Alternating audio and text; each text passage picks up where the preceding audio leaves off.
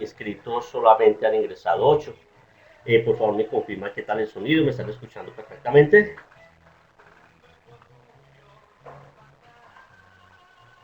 Hoy sí me están escuchando bien, bueno, qué bueno.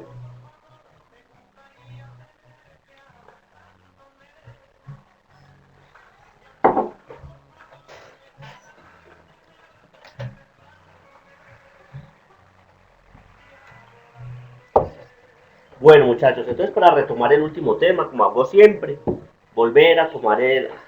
No sé si ustedes tienen alguna duda, alguna inquietud sobre quiénes están obligados a declarar por el año grabable 2018. Les puse la tarea de que ustedes mismos, con base en esa información, eh, sacaran exactamente quiénes están obligados a declarar por el año 2019, que son los que presentan declaración por allá entre agosto y octubre del próximo año. No sé si alguno de ustedes tiene alguna duda sobre los conceptos para estar obligados a declarar. Vamos a ver, Alexandra, Ángela María, Beatriz, Edwin, Luis Fernando, Luz Marjorie, Marta Clemencia, Mauricio, Paula Andrea y Verónica. Vamos a ver, ¿tienen alguna pregunta, alguna inquietud sobre este tema? Recuerden que es fundamental. Casi yo diría que este cuadrito ustedes como futuros contadores y asesores tributarios se lo tienen que aprender de memoria. No es que se aprendan esos valores absolutos de 46 millones 418. O sea, básicamente lo que buscamos es que ustedes aprendan el valor de las VTs y simplemente multiplican.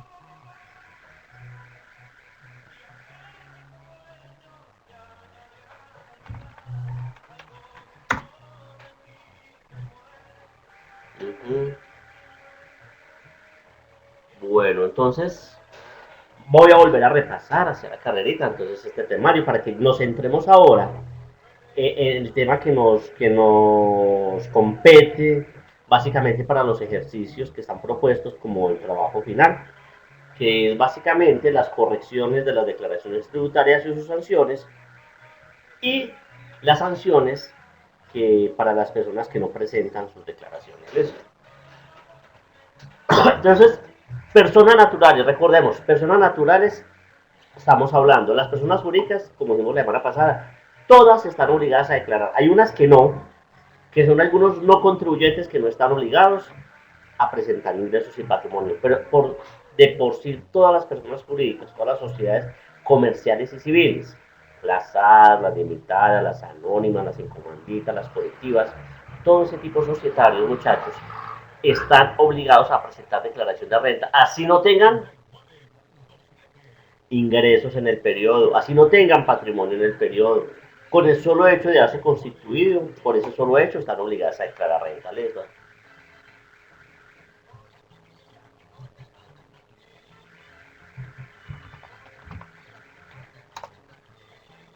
Entonces, el primer concepto dice, si usted es una persona natural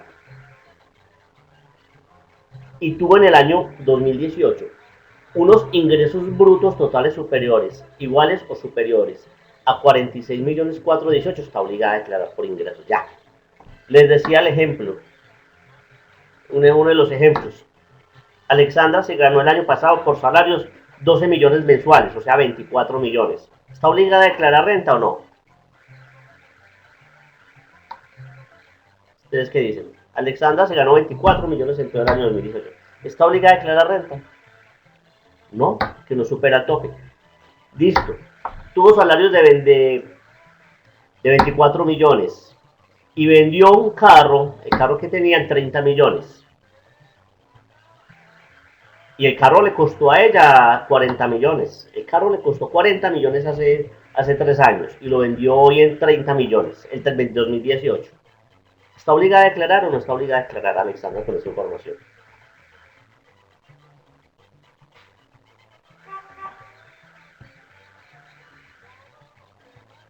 ¿Por qué no, Edwin?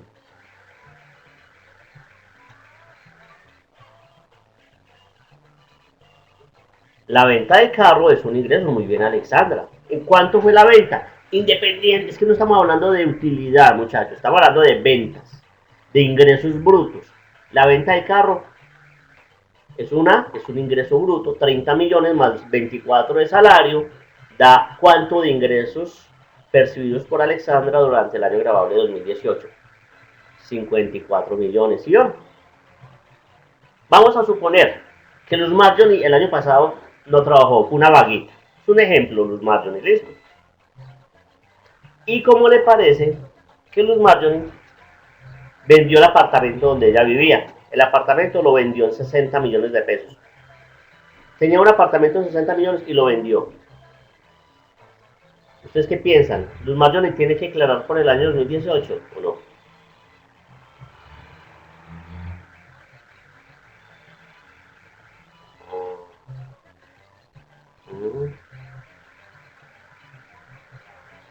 Claro que sí, porque los ingresos brutos superaron 46,418, o sea, 1.400 VTs. Por ende, Luz Marjorie tiene que declarar por el año grabable de 2018. Eso no indica que va a tener que seguir declarando en 2019 y 2020. Por cada uno de los años tenemos que mirar todos estos conceptos para saber si está obligada o no está obligada a declararles. ¿Listo? Hasta ahí vamos bien. Bueno, hay otro requisito. Recuerden, con cumplir cualquier requisito, con cualquiera, se vuelve declarante de renta. No hay que cumplirlos todos. O sea, hay que cumplirlos todos para no declarar. O sea, absolutamente ingresos inferiores a 1.400, patrimonio inferior a 4.500 y los demás que vamos a ver ahora inferiores. ¿Listo? Entonces vamos a suponer, no vamos a ir al siguiente concepto. Dice, toda persona natural que al 31 de diciembre tenga un patrimonio bruto superior a 4.500 VTs, o sea, igual o superior a 149.202.000, está obligado a declarar renta, así no haya tenido ingresos.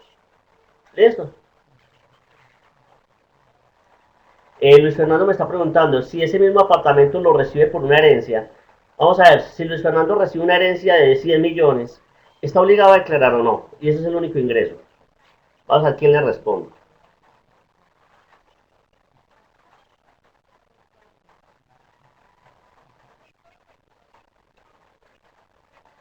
¿Sí? ¿Cómo así que no? Estoy diciendo que Luis Fernando recibió una herencia en el 2018 de 100 millones de pesos. ¿Será un ingreso o no será un ingreso para Fernando? ¿De qué estamos hablando? ¿De ingresos o de patrimonio? Lo que pasa es que estoy respondiendo la pregunta de Luis Fernando. Qué pena, muchachos, que me salí de contexto. Yo estoy hablando de patrimonio.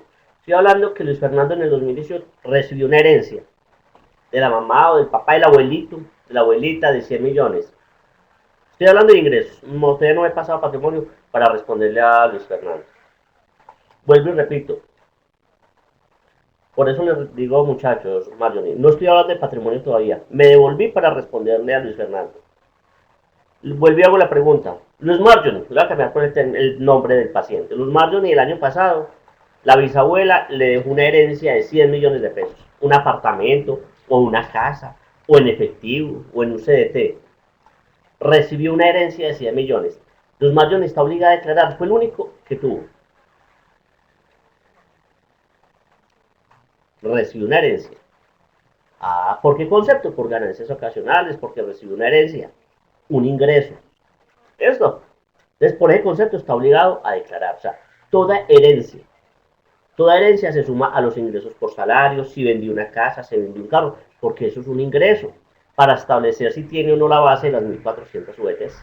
¿Listo, Luis Fernando? O sea, independientemente de que sea un apartamento o no sea un apartamento.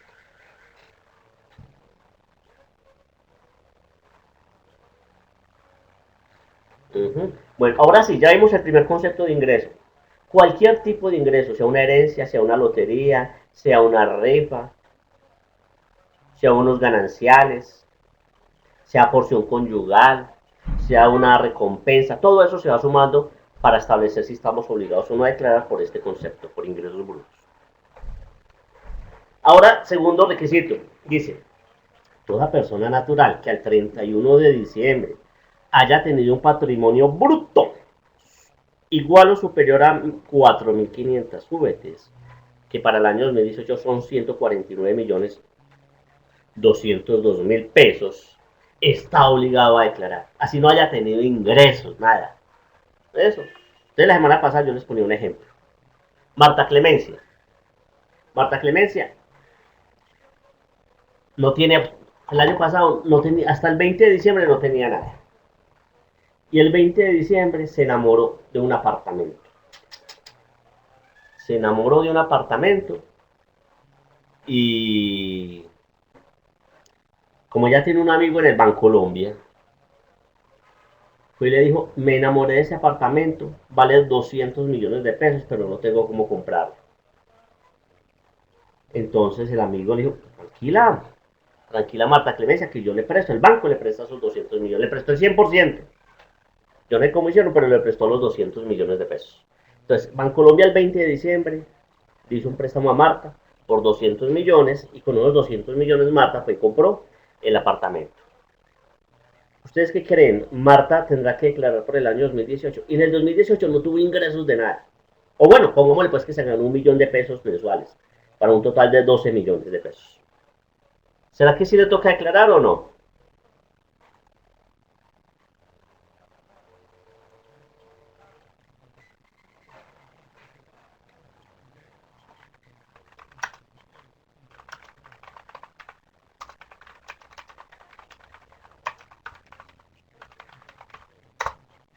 ¿Mm? Claro. Entonces vamos a tener que mirar quién me cuenta, quién me dice que es patrimonio bruto. ¿Cuál es el patrimonio bruto de Marta Clemencia?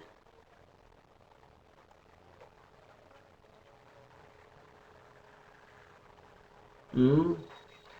O sea, en la suma de todos los bienes. ¿Cuánto suman todos los bienes apreciables en dinero que tiene Marta Clemencia al 31 de diciembre? ¿Qué hay que sumar ahí? Lo que tenga en caja, en bancos, en cuentas de ahorros, en CDTs, en fiducias, en cuentas por cobrar, en propiedad, planta, equipo. ¿Cuánto dio todo lo que tenía Marta Clemencia al 31 de diciembre? Todo lo suma los bienes. Eso se llama patrimonio bruto, la suma de todos los bienes. ¿Cuánto les dio? Según el ejemplo que les acabo de decir.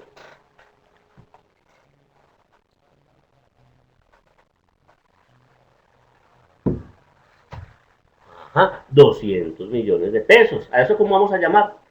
Patrimonio bruto, la suma de todos los bienes. 200 millones de pesos. No porque no Marta Clemencia, yo no te metí los ingresos. Yo supuse que esos 12 millones se los gastó en alimentación, en arriendo, en todas esas cosas. El patrimonio, por eso dije, el 20 de diciembre no tenía nada. Se ganó 12 millones y todo se los comió. A menos de que Marta Clemencia sea tan juiciosa que todo lo ahorra. ¿Listo? A menos de que ella lo haya ahorrado, esa plata.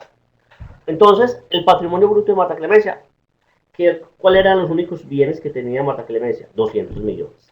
Eso es patrimonio bruto. Al patrimonio bruto le restamos las deudas. ¿De cuánto son las deudas de Marta Clemencia?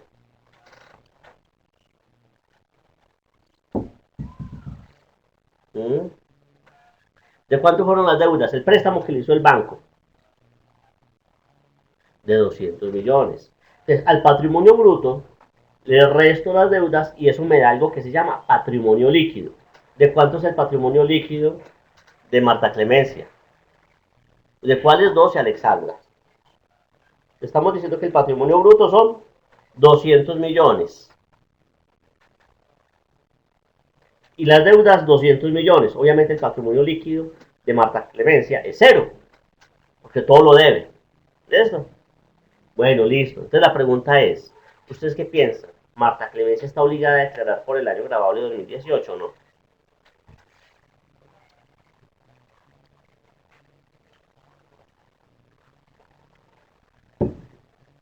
Ah, pero ¿por cuál patrimonio, Marjorie?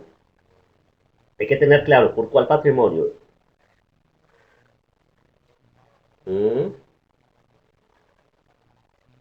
Por el patrimonio bruto. ¿Listo? Mire que la norma habla del patrimonio bruto humano. Si fuera por el líquido, no estaría obligada a declarar, porque da cero. No, suma de todos los bienes. El patrimonio bruto de Marta Clemencia son 200 millones. ¿Y será que supera el tope para declarar renta o no? Claro que sí, supera las 4.500 VTs. ¿Listo? Este es el segundo concepto, muchachos.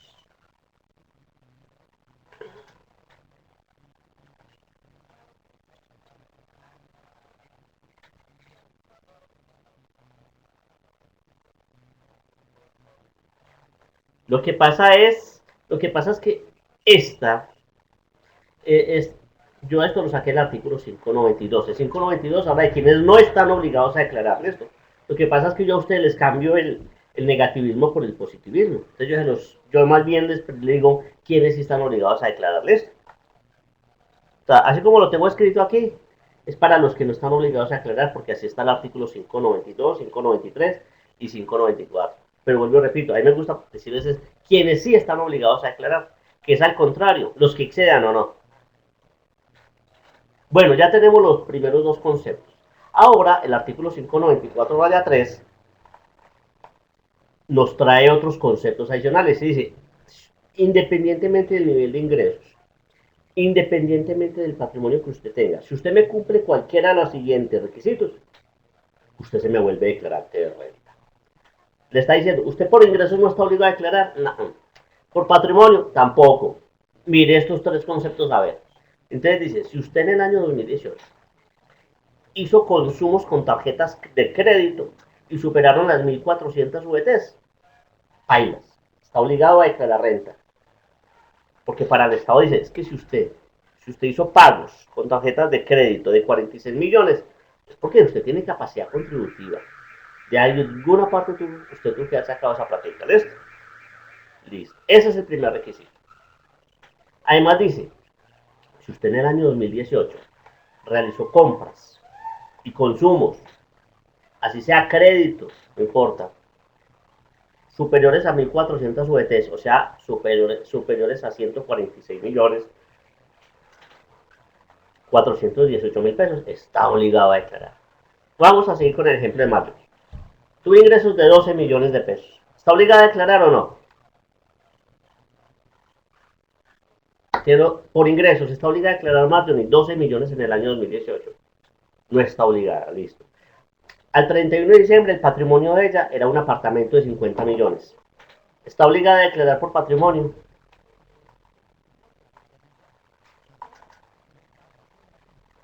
Tampoco. Ahora la pregunta es, listo, ¿cómo le parece que en el 2018 Marjorie le dio por comprar una vivienda de interés social? Le valió 60 millones de pesos. Un apartamentico.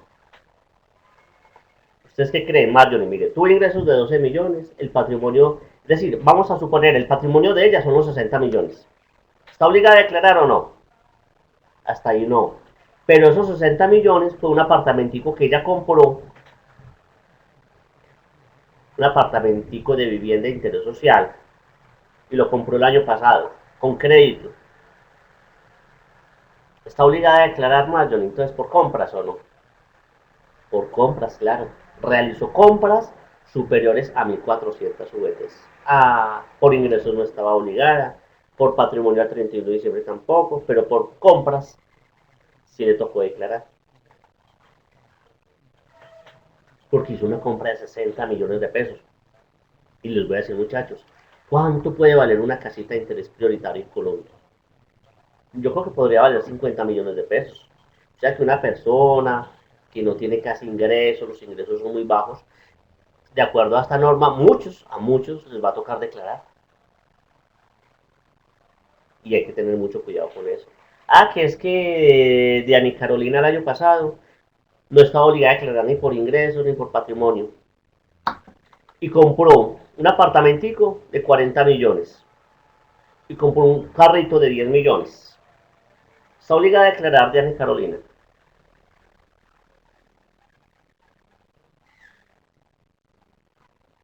Mm.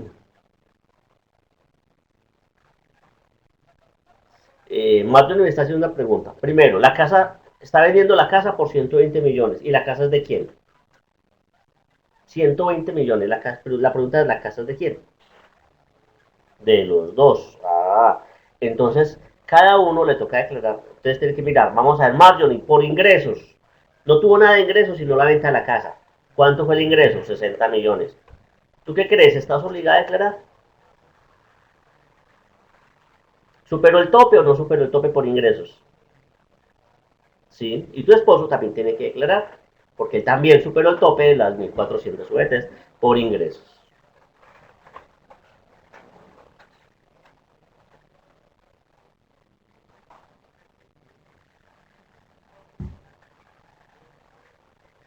Y me hace la pregunta Alexandra, la dije ahora, eso no indica de que tengan que seguir declarando año tras año, ¿sí?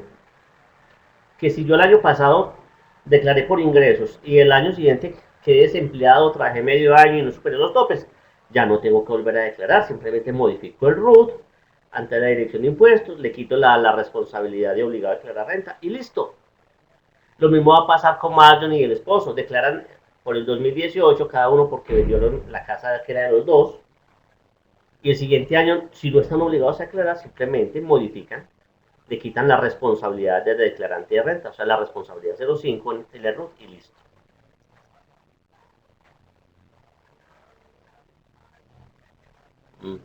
Listo. Hasta ahí vamos claros, muchachos. ¿Listo? Por favor. Este es un tema muy importante, muchachos. Es bueno que les quede claro. Vamos a ver. Y el último requisito dice, usted no tuvo que declarar por ingresos, no tuvo que declarar por patrimonio, no realizó compras ni consumos superiores a 1.400 VTs, tampoco hizo consumos con tarjetas crédito de superiores a 1.400 VTs, pero, pero, hay que revisar las consignaciones, dice el Estado. Si a usted le realizaron consignaciones bancarias, transferencias y demás superiores a 1.400 VTs, tiene que declarar renta. ¿Sí? Entonces les decía la semana pasada, a veces nosotros prestamos la cuenta para que haga transacciones, que al tío, que al amigo, que a la amiga, y no nos damos cuenta de los riesgos que puede tener. Aquí voy a poner un ejemplo. Paula Andrea ya te contesto. Vamos a poner el ejemplo entonces con Paula Andrea. Paula Andrea al año se gana 2 millones de pesos mensuales. ¿Sí? Y durante el año con primas y todo le consignaron 30 millones en su cuentica. Entonces vamos a hacer el ejemplo. Y Paula tiene un carro de 40 millones de pesos. Eso es lo único que tenía el 31 de diciembre. Miremos los ingresos. Paula, tienes que declarar por ingresos por el año 2018. Tuvo ingresos de 30 millones que se los consignaron a la cuenta. ¿Está obligada a declarar?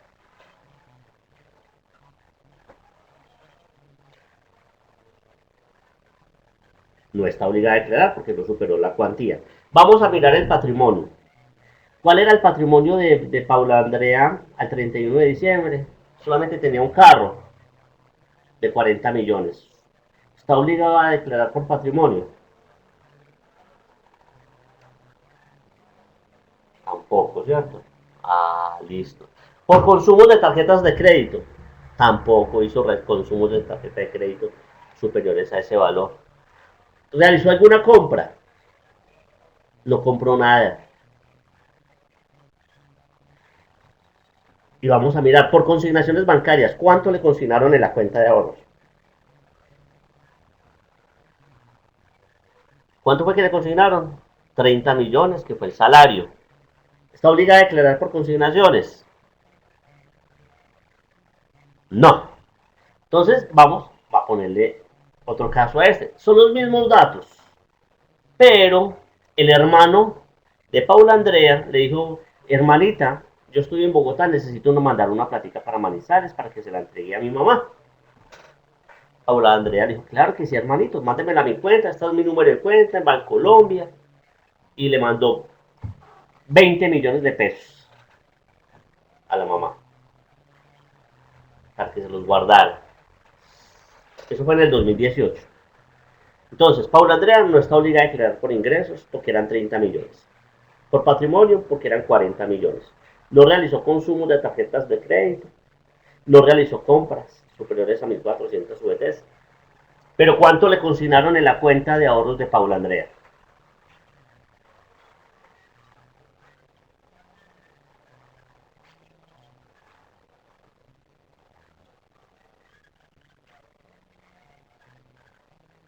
¿Cuánto? ¿Y cuánto es 20 más 30, Carolina?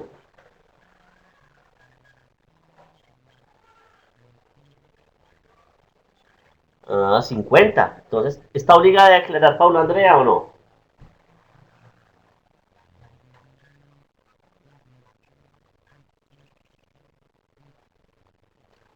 Listo. Entonces, miren, muchachos, todas las opciones para estar obligados o no estar obligados a declarar renta. ¿Listo? Preguntas, inquietudes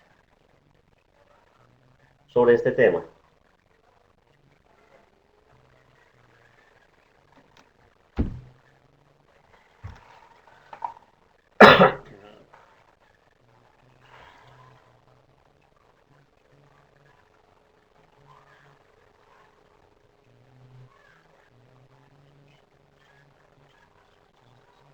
¿Mm? Bueno, vamos a ver qué es lo que me quería preguntar Paula. ¿Qué es doble tributación? ¿Y cuál es la doble tributación que hablas, Paula? En el ejemplo de Marjorie que dice que vendieron una casa en 120, pero es que la casa es de los dos, ¿cierto? Lo que pasa es que la mitad de la casa es del esposo y la mitad de la casa es de Marjorie. Entonces el esposo solamente declara la parte del 60.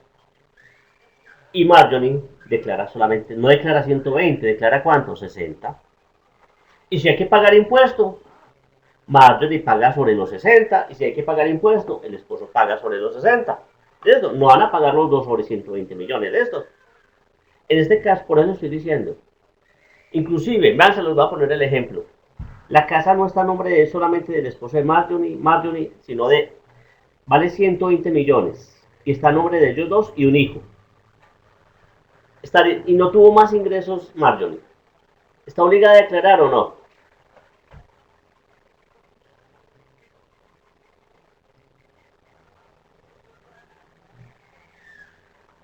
La pregunta a Luis Fernando, si le hacen un crédito y se lo consignan, lastimosamente así está la norma. 30 millones más 20 de un préstamo que se lo consignaron, ya son 50, estoy obligado a declarar. Así es la norma, lastimosamente. ¿Sí? Entonces vuelvo y hago la pregunta. El apartamento o la casa, 120 millones. Y está a nombre de Marjorie, el esposo, y el hijo. O sea, cada uno tiene la tercera parte. ¿Están obligados a declarar o no? No tuvieron más ingresos, más nada. Ni salarios, ni nada.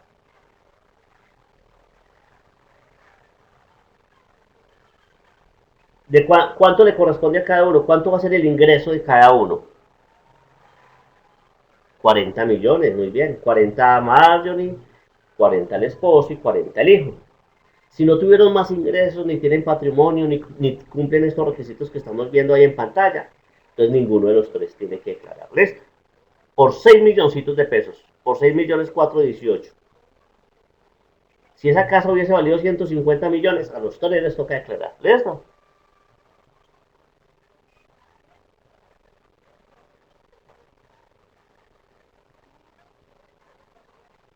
Entonces, muchachos, aquí respondiéndole a Beatriz, toda transferencia bancaria es una consignación y eso suma para estar obligado a declarar. Y les voy a decir, a la Diana mucha gente ya les escribió este año solamente por ese concepto, porque los bancos a través de la información exógena le informan a la DIAN cuánto fueron los movimientos bancarios de cada uno de sus cuentas correntistas, de sus clientes. Entonces ya la DIAN, ya con esa información, movimiento de la cuenta, le suma a todos los bancos que reportaron, Bancolombia, La Vivienda, Banco Bogotá, suma eso y les llegó la cartica que si bien por ingreso ni por patrimonio están obligados a declarar, tendría que declarar por consignaciones, para que tengan mucho cuidado con este concepto.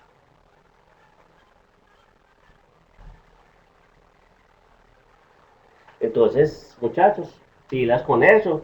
Entonces, si ustedes a veces tienen que consignar para pagar una cuota, pero es que además les quiero decir, es que declarar no significa pagar, muchachos. Tengan eso, no a todos, cuando vean impuesto de renta, los que ya vieron conmigo el derecho tributario sustantivo, ya pueden hacer el ejercicio, es que no en todos los casos tienen que pagar impuestos. Muchos de los que tienen que declarar hoy por consignaciones o por ingresos que son una cuantía tan bajita, muchos no tienen que pagar nada, pero tienen que cumplir con la obligación formal de presentar las correspondientes declaraciones. Hablas de transferencia, Diego, no habla, no habla de pago en cheques. O sea, cuando ustedes van a cambiar un cheque por ventanilla, no se tiene en cuenta. Pero si ustedes ese cheque lo consignan en su cuenta de ahorros o corriente, o en una fiducia, claro que eso suma esto. O sea, si ustedes lo van a cobrar por ventanilla, no hay problema. no hay inconveniente.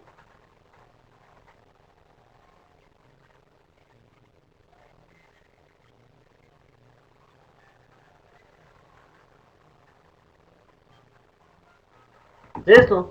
Está claro el tema, no sé si hay más preguntas, hay más inquietudes. Vuelvo y repito, este es un tema muy importante. De hecho, ustedes en estos momentos pueden hacer el cálculo de quiénes están obligados a declarar el próximo año. Entonces voy a poner la tarea. Diana Carolina y Edwin García, ¿cuál es el tope de ingresos para el 2019? Luis Fernando, Luz Marjorie y Marta Clemencia, ¿cuál es el tope de patrimonio para el 2019? Y Paula Andrea y Verónica, ¿cuál es el tope de consumos de tarjetas crédito, compras y consignaciones para el próximo año? 2 minuticos y me dan esos datos. ¿Esto? Ya para el próximo año, para el año grabable 2019, que se presenta por allá entre agosto y octubre. ¿Ya tienen datos?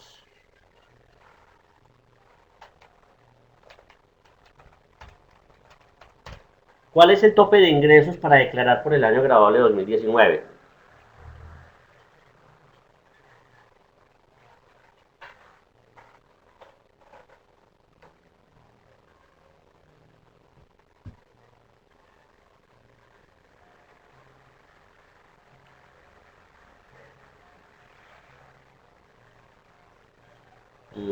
Muchachos, ¿qué les pasa?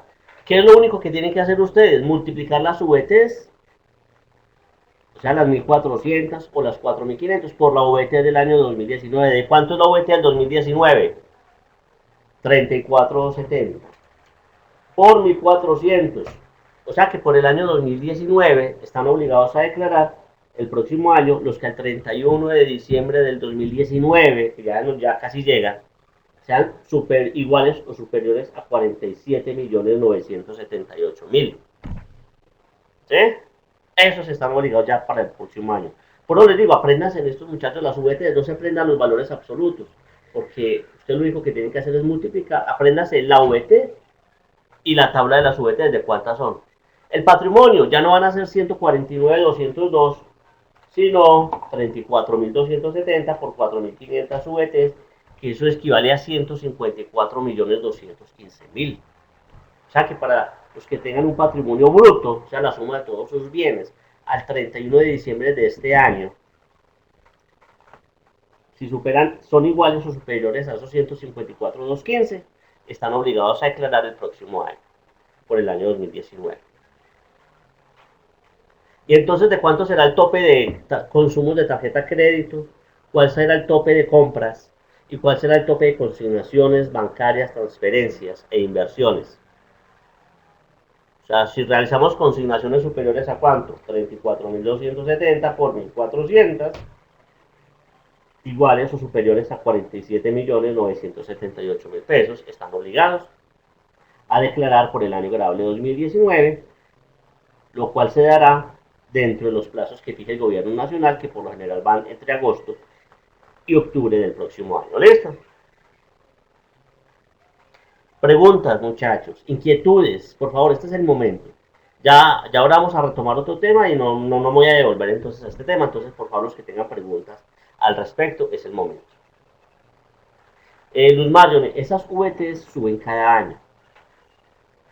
En el mes de noviembre, inclusive en el mes de noviembre, nos vamos a dar cuenta de cuánto va a ser la VT que va a aplicar en el año 2020. Porque la VT sube de acuerdo al índice de precios al consumidor que maneja el DANE. El DANE siempre saca esa medida teniendo presente desde el 1 de noviembre hasta el 31 de octubre del año siguiente. Por eso es que les dije que el 31 en noviembre ya sabemos cuál va a ser la VT del próximo año. Por allá a mediados de noviembre ya sabemos que la VT ya no van a ser 34.70, sino que va a ser, póngale por que sea 35.600, de acuerdo al índice de inflación, ¿ves? Al índice de precios al consumidor que saque el DANE. ¿Eso? Entonces recuerden, todos estos datos son independientes, muchachos. Beatriz, no te entiendo la pregunta. ¿Cómo así que las tarjetas suman con los ingresos? No te entiendo. Todos son, es que, vamos a ver, es que todos los datos son independientes entre sí. Los ingresos son independientes, no hay que sumar tarjetas de crédito, es esa parte. Mis ingresos por salario fueron 20 millones y realicé consumos de tarjetas de crédito por 30 millones. ¿Estoy obligado a declarar? ¿Mm? No, en ese caso no estar obligados. ¿Sí? Porque son términos totalmente independientes. Yo no puedo sumar, que es que como los ingresos me dieron 20 y los consumos de tarjeta de crédito fueron 30, suman 50 millones. No, esos son independientes. Una cosa es un ingreso y otra cosa es un consumo con tarjetas de crédito. ¿Listo? Que es que tampoco que es que compré un apartamento de 30 millones y mis ingresos fueron 30 millones. Estoy obligado a declarar.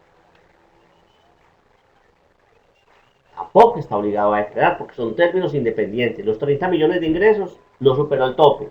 Y las compras de 1.400 juguetes tampoco superó el tope con los 30 millones. Esto, o sea, no podemos sumar cada ítem. Son totalmente independientes de esto. Y son muchos los contribuyentes que a raíz de esta base de datos tan bajita están obligados a declarar. Y peor aún, son muchos los contribuyentes que no tienen ni idea que tienen que declarar renta. Y como vamos a ver en el tema que vamos a empezar ahora, la DIAN va a tener mucho tiempo para requerirlos. Y entre más tiempo se demore la DIAN para requerir a un contribuyente, las sanciones son mucho más onerosas, como vamos a ver más adelante. ¿Listo? Entonces, muchachos, ¿les queda claro el tema?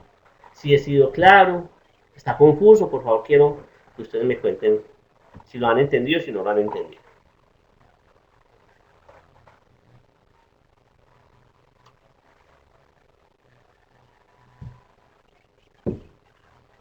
Bueno, listo. Entonces,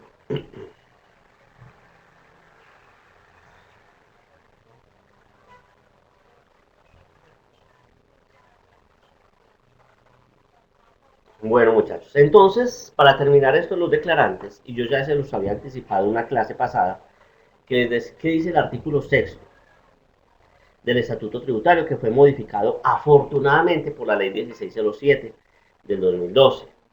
Entonces, les comentaba yo hace días que si Verónica, en el año 2018, vamos a suponer que ella es asesora en materia contable, y estuvo durante todo el año 2018 asesorando una empresa y recibió 20 millones de pesos. 20 millones de pesos y le hicieron retención por honorarios. O sea, ¿de cuánto fue la retención que le hicieron a Verónica durante el año 2018?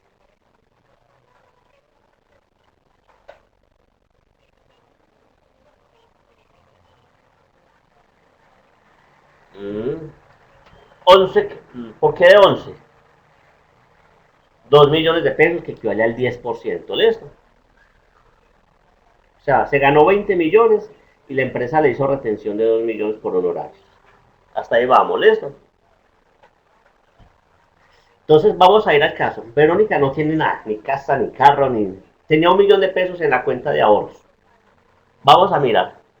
Verónica en el año 2018 tuvo ingresos por ¿cuánto? 20 millones. ¿Está obligada a declarar por ingresos o no? No. ¿Listo? Por patrimonio. ¿Cuánto les dije que tenía de patrimonio? 1 millón de pesos. Le dije que tenía una cuenta de ahorros con 1 millón de pesos. Eso le quedó el 31 de diciembre. Eso fue lo que le quedó a Verónica, con lo cual se iba a ir a feriar en los primeros días en Manizales. Entonces, ¿está obligada a declarar Verónica por patrimonio o no? Poco. Por consumos de tarjetas crédito. No les di datos, entonces tampoco. ¿Y realizó alguna compra superior a las 1.400 juguetes? Tampoco. ¿Cuánto le consignaron en la cuenta de ahorros? 20 millones, que fue lo que se ganó por honorarios. Entonces la pregunta es, ¿Verónica está obligada a declarar por el año 2018?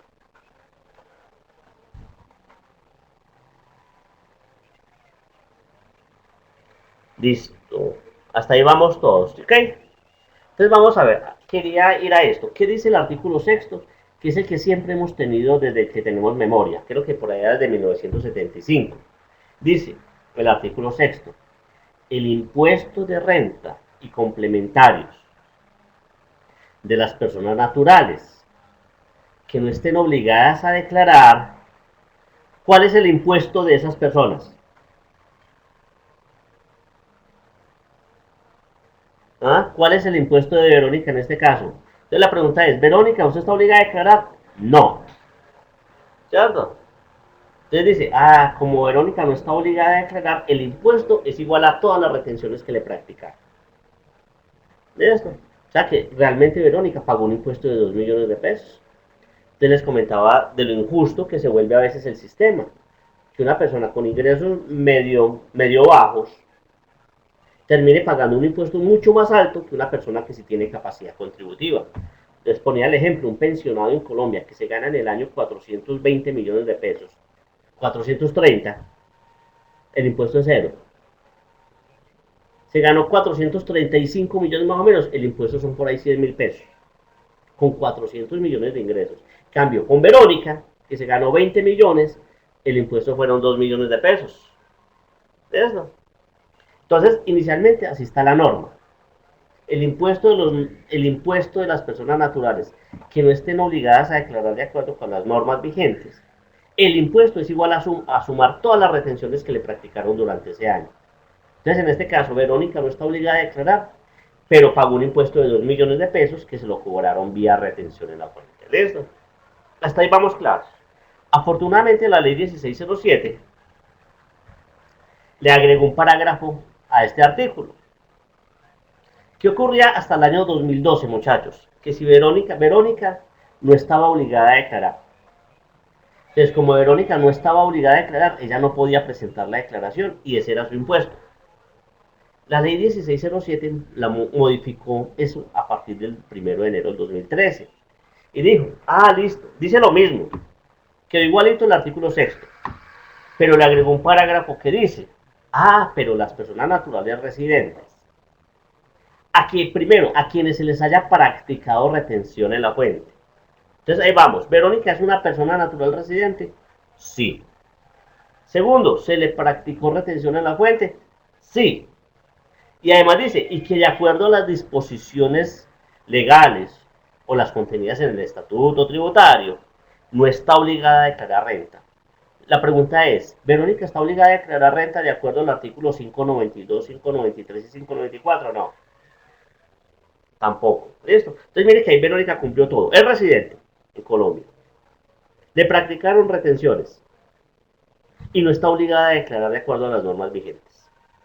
Entonces dice, si usted es residente y cumple todos estos requisitos, si usted quiere, qué pena la palabra que voy a decir, si a usted le da la gana de presentar la declaración, preséntela. ¿Y qué dice la norma? Dicha declaración va a surtir efectos legales. ¿Qué significa que va a producir esos efectos legales? Que entonces Verónica va a presentar su declaración.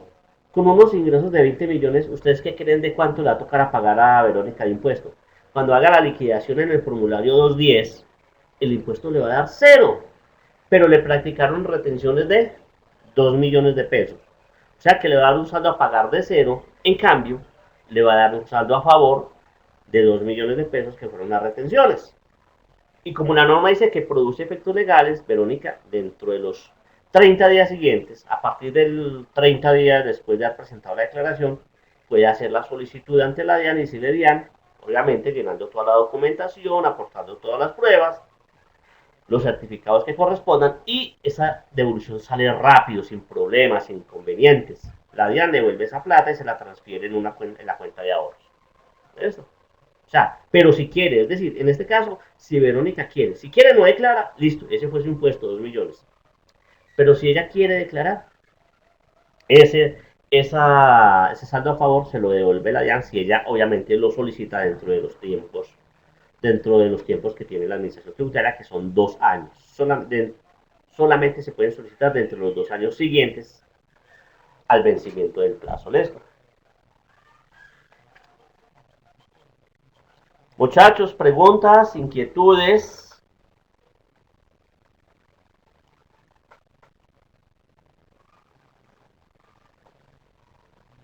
No sé si hay más preguntas, si hay más inquietudes, muchachos.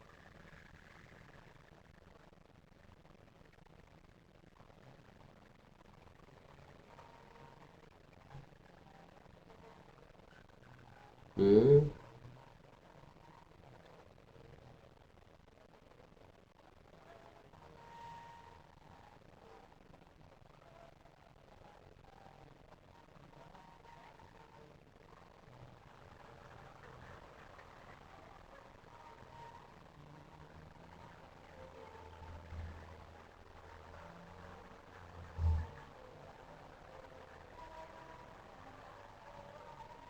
Entonces, siendo así, muchachos,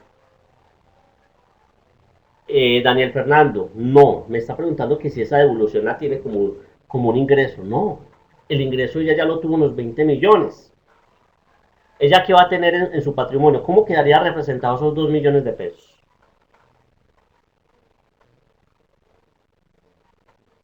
¿Quién me cuenta? Esos 2 millones, ¿cómo los va a declarar entonces?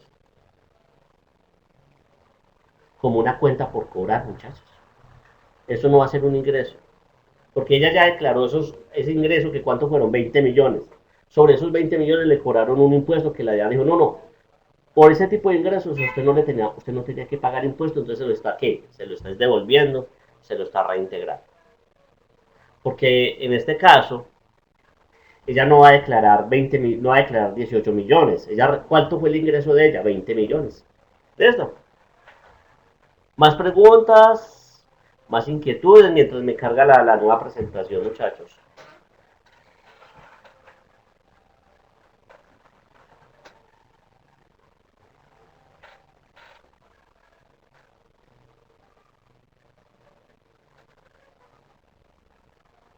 ¿Mm?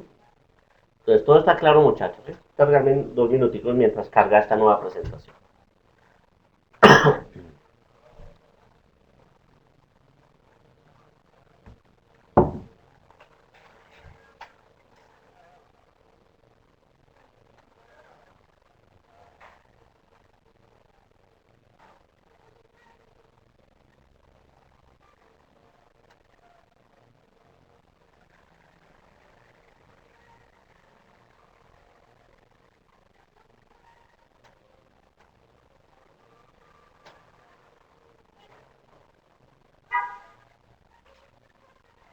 Uh -huh.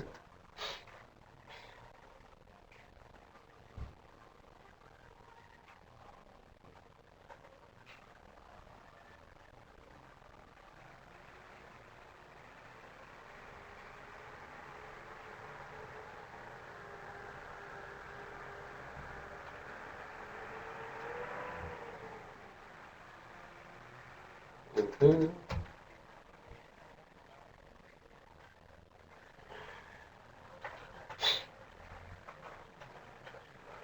Un segundito, muchachos. Está un poquito lento el proceso de carga del archivo.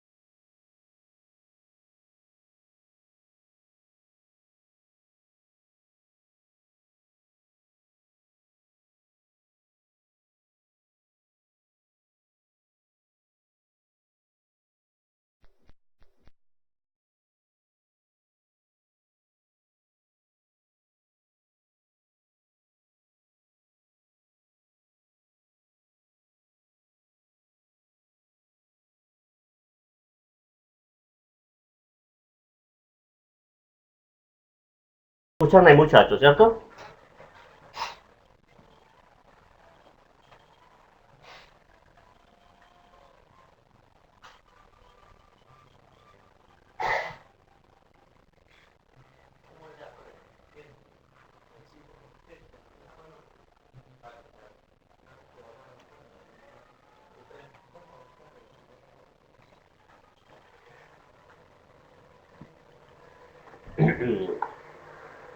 Bueno, muchachos, entonces, ahora sí vamos a terminar con el tema más importante, tal vez, de derecho tributario procedimental, que es básicamente cómo se corrigen y cuáles son las sanciones en materia tributaria cuando hay una corrección. Es un tema que hay que ponerle mucho cuidado, pero es un tema bastante interesante. Antes de empezar, quiero leer esta parte que yo la encontré en un libro del doctor Rubén Vasco Martínez, Derecho Tributario, de la editorial SICUF, un libro muy, muy agradable, muy sencillo para los que quieran adquirirlo. Dicen básicamente qué es una declaración tributaria, se los dejo esa materia básicamente de análisis, de reflexión, y dice que una declaración tributaria es un acto jurídico. Y ese acto jurídico encierra, oiga, una conducta humana. Y ese acto jurídico que encierra una conducta humana produce unos efectos jurídicos, unos efectos en derecho. Y se generan simplemente porque el ordenamiento legal, porque hay una ley que así lo dispone. Y básicamente no porque el contribuyente que la está elaborando pretende sus efectos legales. O sea que es una imposición, ¿no? Mire ese acto jurídico que encierra una conducta humana. Mire. Y ese acto jurídico, esa actuación jurídica, que es nuestra declaración juramentada, básicamente tiene su fuente en una ley, en una imposición legal y no en un acto voluntario del declarante, que es como debería ser. Por eso es que a nadie le gusta pagar impuestos, porque como su nombre lo indica, es una imposición, no es un acto voluntario de esto. O sea, mire que lo que habla de una declaración tributaria, el Estado me está obligando, me está diciendo que usted está obligado a ayudar a financiar las cargas y los gastos del Estado, y por ende, de acuerdo a su capacidad contributiva, usted me tiene que presentar su declaración. Mire a ver si de acuerdo a esa conducta humana que usted tiene, como contribuyente, usted la hace bien o la hace mal. Si usted la hace bien, usted le está jugando limpio al país. Si usted la hace mal, queda en su conciencia de que usted no está ayudando a financiar esas cargas del Estado.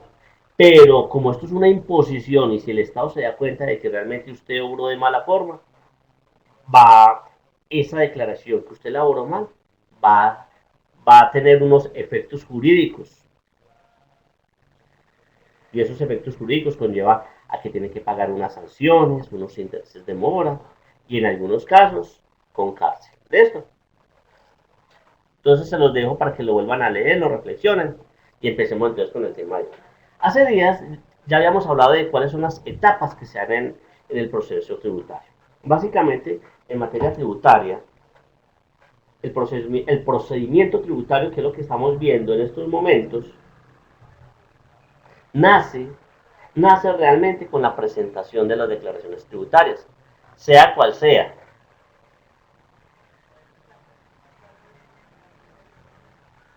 Sea declaración de renta, sea declaración de ingresos y patrimonio, una declaración de IVA, declaración de retención en la fuente. Ahí empieza. Cuando se presenten o cuando no se presenten las declaraciones, estando obligados a ellos. ¿Listo? Después, de la siguiente etapa del procedimiento tributario es esa fase de control y de fiscalización que tiene la administración tributaria en materia tributaria. Entonces, Andrés García presentó su declaración de renta, listo, ya la presentó, bien, listo.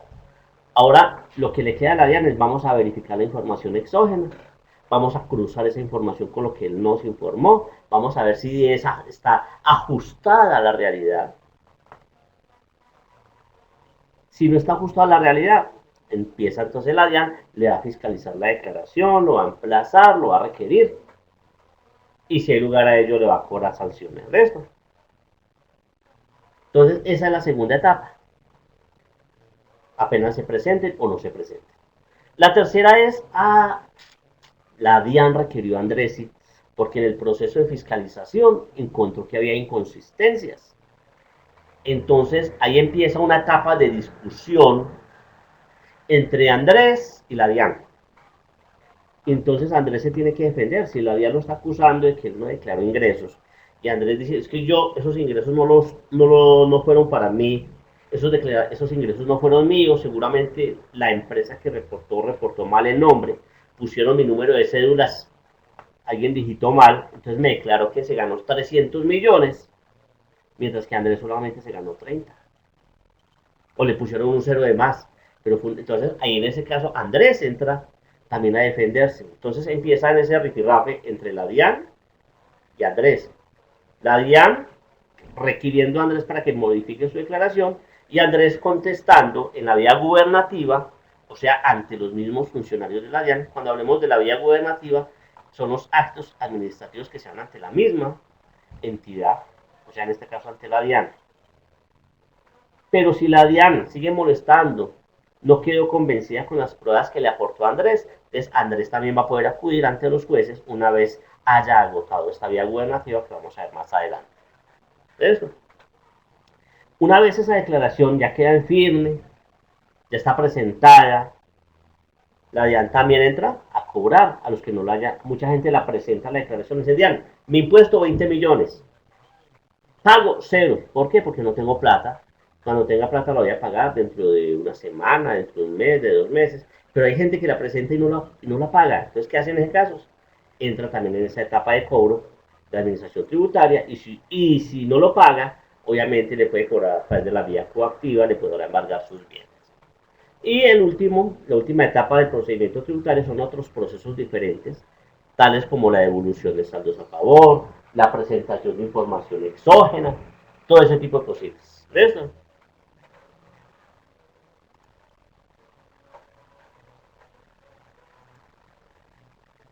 Eso primero son etapas. Ahora vamos a mirar cuáles son las fases como tal del procedimiento tributario en Colombia. ¿Listo?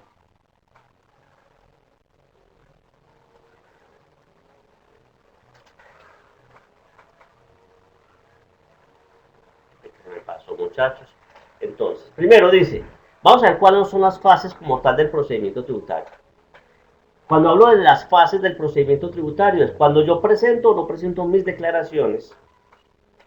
Básicamente, ¿esto es donde va todo esto? En esta etapa de determinación y de discusión. O sea, estamos hablando de estas tres primeras etapas. En esas primeras tres etapas encontramos estas fases. Entonces, hay tres fases que básicamente maneja la DIAN. Cuando hablamos de estos, esas fases tienden a cobrar sanciones. Estas tres fases son tres fases sancionatorias. Y le dice, la primera fase es el procedimiento, fase de procedimiento de discusión del impuesto y de sus sanciones. Cuando yo discuto un impuesto, cuando lo he presentado o cuando no lo he presentado. Vamos a suponer que Andrés presentó su declaración de renta y que, como el ejemplo que les dije ahora, él dijo que tuvo ingresos de 30 millones, pero la empresa donde él trabaja, en MAVE, dijo, Dian, Andrés García el año pasado tuvo ingresos de 300 millones de pesos. Ahí entra ¿qué? Una fase, y esa fase es la fase del procedimiento de discusión del impuesto y de sus sanciones. ¿Por qué? Porque la DIAN le está diciendo, Andrés García, pilas, usted me declaró 30 millones, pero de acuerdo a la información exógena son 300. Por favor, me corrige el impuesto y me paga las sanciones. ¿Listo? ¿Qué pasa si Andrés no corrige? Las sanciones van a ir más altas, los intereses van a ser más cuantiosos. Pero es que Andrés, vuelvo con el ejemplo anterior, Andrés dice, es que fue un error de MAVE. Yo me gané 30, por favor requieran a MAVE. Él entrega el soporte, el certificado de ingresos que dice 30. Es que Mave, allá la que digitó la información exógena, en vez de poner 30 millones, se le fue un cerito de más, 300. ¿Quién tiene la prueba? Andrés. Si Andrés tiene la prueba, ¿qué va a pasar cuando él discuta ese impuesto ante la DIAN? La DIAN va a estar de acuerdo y le va a cerrar el caso, va a ser auto de archivo en esta discusión. De ahí lo importante, vuelvo y repito, cuando hablamos del registro único tributario, que tengamos nuestra dirección correcta. Imagínense que Andrés no tenga la dirección, tenga la dirección registrada de hace 10 años. Y hace 10 años vivía en la Enea. Y ahora vive en Chipre, en Manizales. ¿Qué va a pasar? Sí, Andrés, a la DIAN, ¿a dónde le mandó el requerimiento? El emplazamiento para corregir a la dirección que tiene registrado en el RUT. ¿Y qué pasó? Lo devolvió el correo. ¿Será que Andrés tuvo derecho a defenderse? No tuvo derecho a defenderse. ¿Por qué? Porque no le llegó, entonces la DIAN va a utilizarlo, va a publicar exactamente ese, en un edicto, en un diario de alta circulación. Y Andrés nunca se da cuenta. Cuando menos piensa, le llegó el embargo a la cuentica en Bancolombia, le embargaron la casita y le embargaron el carro. ¿Y por qué Andrés fue? Es que usted tiene una sanción aquí. ¿Y hace cuánto fue eso? No, hace 2 años. Esto lo devolvieron y la DIAN obviamente publicó. Pero es que yo no me gané 300, pero es que usted tuvo derecho a defenderse. Pero el problema es que usted no tenía la dirección registrada. Usted no tenía actualizada su dirección. De hecho, la DIAN no puede sancionar por no tener la dirección. La otra sanción adicional. Eso. Entonces, pilas con eso. Por favor, verifiquen sus direcciones. Por favor, verifiquen las direcciones de sus clientes también.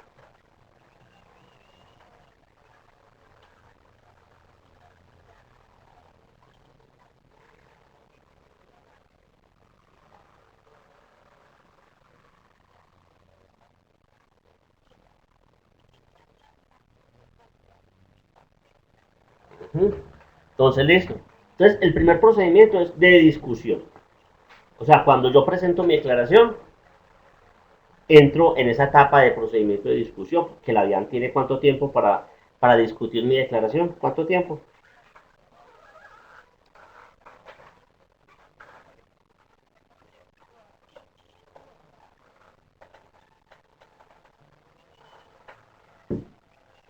Muy bien, muchachos. 3 años tiene la DIAN para discutir mis declaraciones. Bueno, la segunda fase en materia sancionatoria y de fiscalización es lo que llamamos el procedimiento de determinación del impuesto y sus sanciones. ¿Cuándo determinamos un impuesto? Cuando la DIAN me determina mi impuesto, cuando yo como contribuyente no la he presentado. Ángela María no presentó la declaración de renta del año 2016.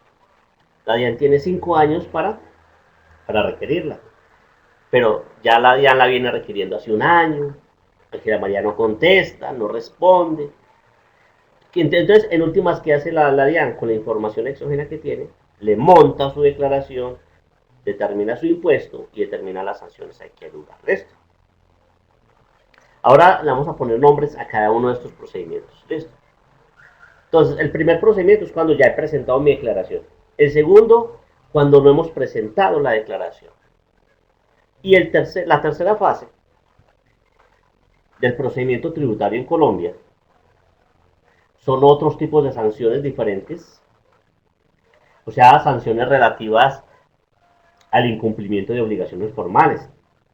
¿Cuáles son esas sanciones? Por no inscribirme en el RUT, por tener la información incorrecta, por no informar la dirección, por no informar la actividad económica, por no llevar contabilidad, por facturar sin requisitos. Esas son las otras sanciones relativas al incumplimiento de obligaciones formales, la sanción por no presentar información exógena. ¿Listo? Entonces son sanciones totalmente diferentes que nada tienen que ver con las declaraciones tributarias. ¿Listo? Entonces empecemos a ver. ¿Cuál es el primer procedimiento? Procedimiento de discusión del impuesto. Entonces, este procedimiento, ¿qué vamos a ver durante todos estos procedimientos, muchachos? ¿Cuáles son esos actos administrativos? O sea, esos documentos que expide la administración tributaria.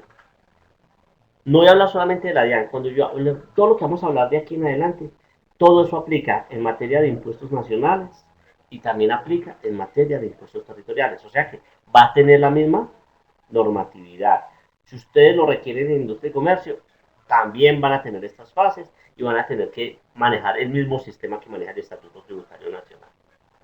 Entonces, cuando hablamos del procedimiento de discusión del impuesto, básicamente vamos a hablar de cuáles son todos aquellos actos administrativos que expide la Administración Tributaria para discutir las declaraciones que han presentado los contribuyentes. Vuelvo al ejemplo, Andrés presentó su declaración, la DIAN tiene otra información, la DIAN le discute a Andrés que presentó mal su declaración porque la información reportada en sus archivos es totalmente diferente. ¿Listo?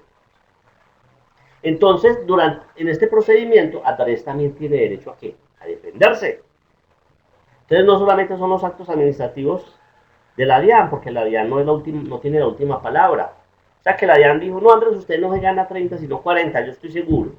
No, si Andrés tiene la prueba, Andrés, ¿qué va a hacer? Se va a defender. Eso es lo que vamos a llamar, esa defensa la vamos a llamar recursos.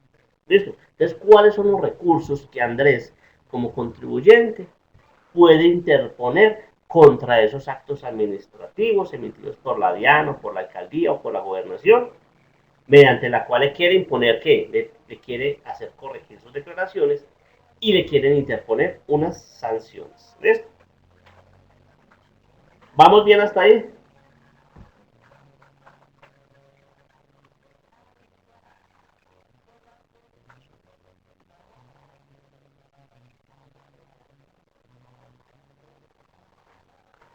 Bueno, listo. O sea que eso es por partes, muchachos. Por su parte, el procedimiento de determinación del impuesto corresponde a todos los actos administrativos que puede emitir la administración tributaria, o sea, la DIAN, las alcaldías o las gobernaciones. Bueno, repito, el procedimiento de determinación del impuesto corresponde a los actos administrativos que emite la administración tributaria, DIAN, alcaldía o gobernación, cuando el contribuyente no ha cumplido con su obligación de presentar las declaraciones tributarias en debida forma. Por ejemplo, los que tenían que declarar por el 2018 y no lo declararon, la DIAN va a tener 5 años para enviarle todos estos actos administrativos. 5 años. Cuando no presentamos la declaración son 5 años que la DIAN tiene. ¿Listo? Y a partir del momento en que la presente, la DIAN tiene 3 años para revisarse. ¿Sí? Miren lo que pues se puede convertir eso. 5 años más 3 años son 8 años. Una declaración todavía vigente.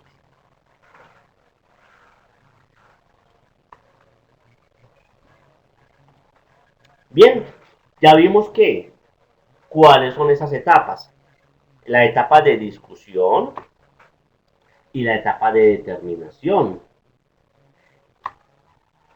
Pero, en virtud de esas etapas, muchachos, la administración tributaria me va a mandar unos actos administrativos que va a buscar qué, o que yo corrija mi declaración si ya la presenté, o ese acto administrativo busca que yo presente mi declaración, ¿sí o no? Una de las dos.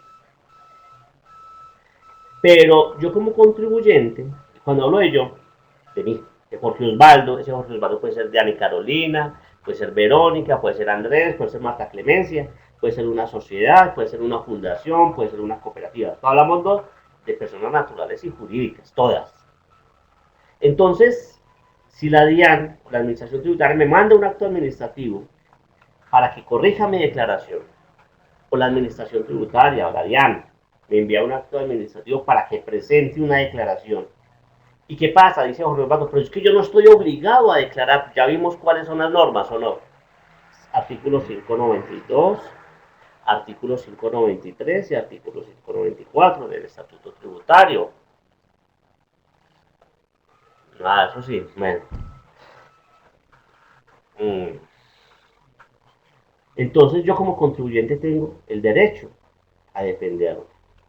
Y como tengo derecho a defenderme, también la norma es muy clara y le dice, ah, sí, Andrés, Paula, Mauricio, Marta Clemencia, Marjorie.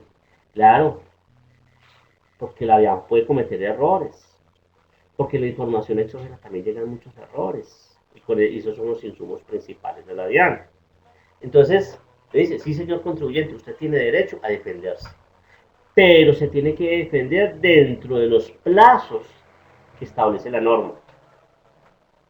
Y para poder defenderse, usted tiene que tener su información actualizada en la DIAN, para que no le pase el ejemplo que puse con Andrés García hace unos minutos.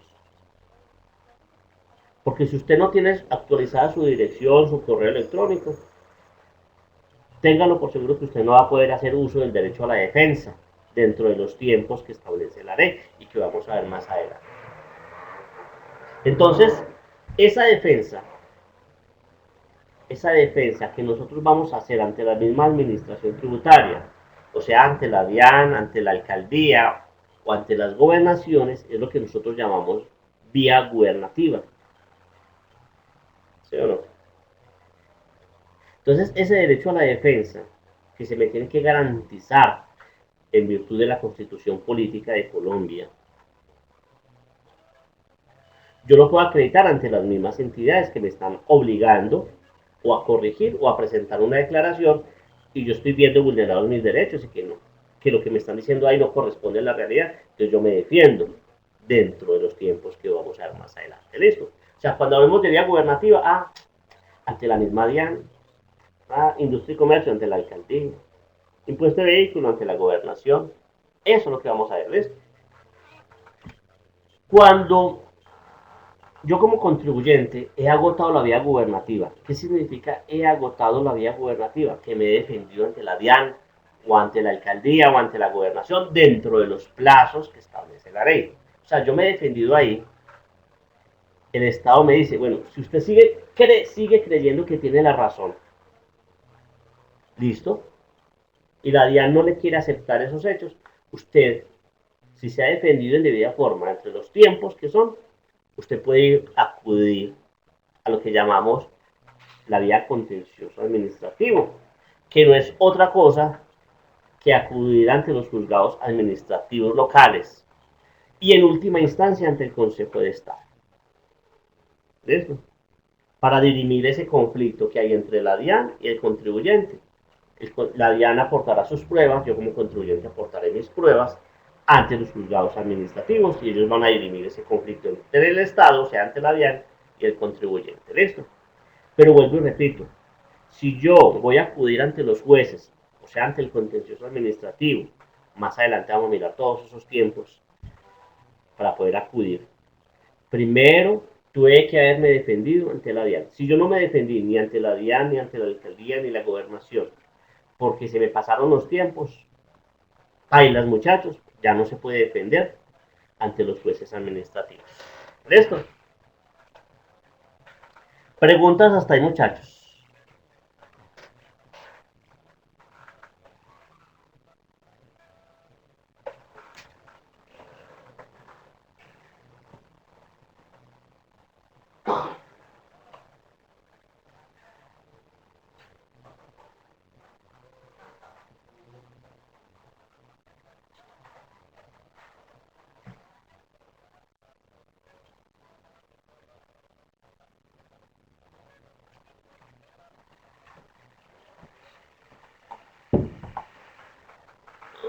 ¿No hay preguntas, muchachos? Bueno, listo.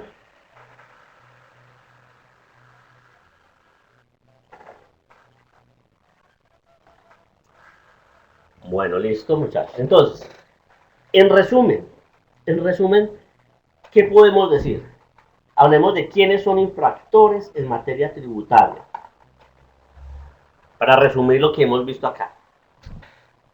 Entonces, en materia tributaria, podemos decir que hay tres tipos de infractores. Inexactos, omisos y los demás infractores. ¿Cuál es tu pregunta, Paula? Vamos a ver. Me dice que cuál es el proceso si no presentó la del 2018 y no quiere esperar a que la requieran.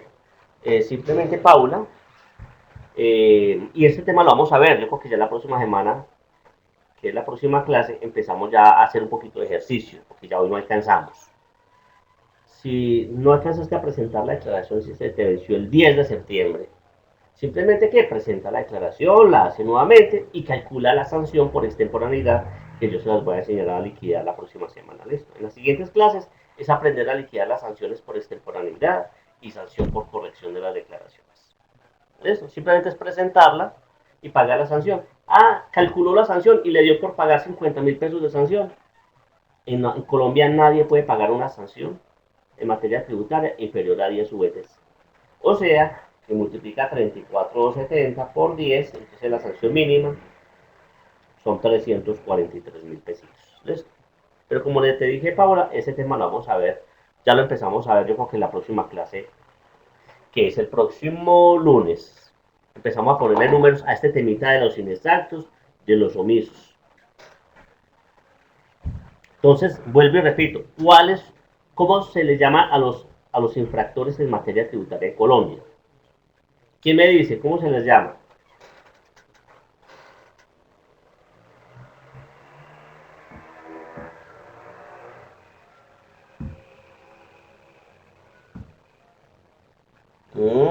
¿Cómo se les llama?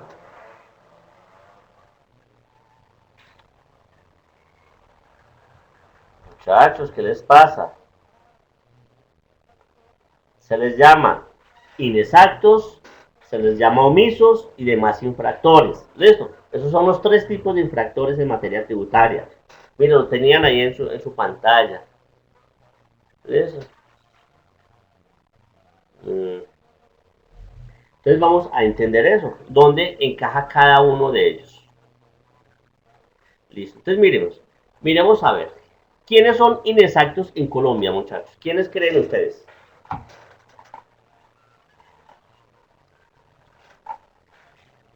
¿Quiénes son inexactos?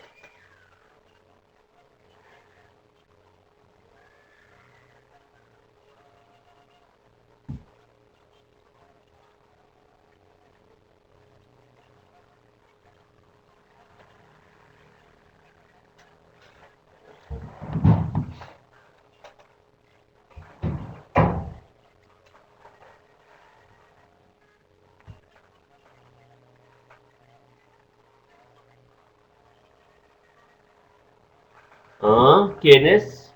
¿Quiénes serán inexactos, muchachos? Los que presentan valores cerrados, los que presentan errores en los cálculos. Vamos a ver, muchachos.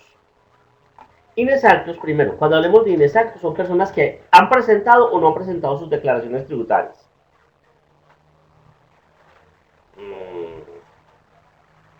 Claro, las ha presentado. Y la administración tributaria dice que hay indicios de inexactitud. O sea, cuando la DIAN dice que hay indicios mientras no le compruebe que realmente es una inexactitud. ¿Listo?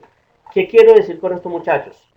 Que todas las declaraciones, cuando Andrés, cuando Alexandra, cuando Jorge Osvaldo presentó la declaración del 2018 ahora, el mes pasado, automáticamente nosotros, todos, entramos en una base de datos de la DIAN que se llama posibles inexactos.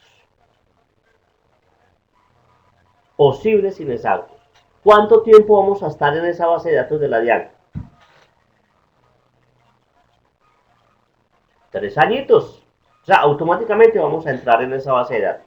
La DIAN dentro de esos 3 años va a tener todas las facultades fiscalizadoras para revisar mi declaración y para hacérmela corregir. Y para eso me va a enviar unos actos administrativos que vamos a ver más adelante. ¿Listo? O sea, no estoy diciendo que la declaración de Andrés o de Verónica o de Beatriz quedó mala, ¿no? Como la DIAN no tiene tiempo para revisársela al otro día, es que Andrés la presentó y va a esperar que al otro día la DIAN se la revise, ¿no? La DIAN tiene que revisar más de 3 millones de declaraciones de personas naturales. Entonces, en ese caso, todos automáticamente entramos a esa base de datos. Quedamos 3 años, que es lo que tiene la DIAN para revisar mis declaraciones. Y si la DIAN encontró un error, como en el ejemplo que puse con Andrés, que él declaró 30 y la empresa donde trabajaba reportó que se ganó 300. Para la DIAN, como ya encontró ese error, le va a mandar una cartica, un acto administrativo a Andrés y le va a decir, señor Andrés García Rivera, me permite informarle que hemos revisado su declaración de renta y hay indicios. O sea, la DIAN no le dice, está inexacta. Dice, hay indicios de inexactitud, toda vez que la información reportada por terceros es muy superior a la que usted hizo en su declaración de renta. Usted declaró 30 y la información reportada por terceros fueron 300 millones. Entonces lo invito a que corrija su declaración de renta, pague sus sanciones y los intereses moratorios a que haya lugar. Y además le dice, usted tiene derecho, en virtud del derecho a la defensa, dentro del tanto tiempo que vamos a ver más adelante, para defenderse sobre este acto administrativo, para justificar por qué declaró 30 y no 300. Eso. Entonces, inicialmente tiene indicios de inexactitud, le va a decir. Entonces, ya tenemos claro eso. Y para ustedes, ¿quiénes serán los omisos? ¿Quiénes son omisos en materia tributaria?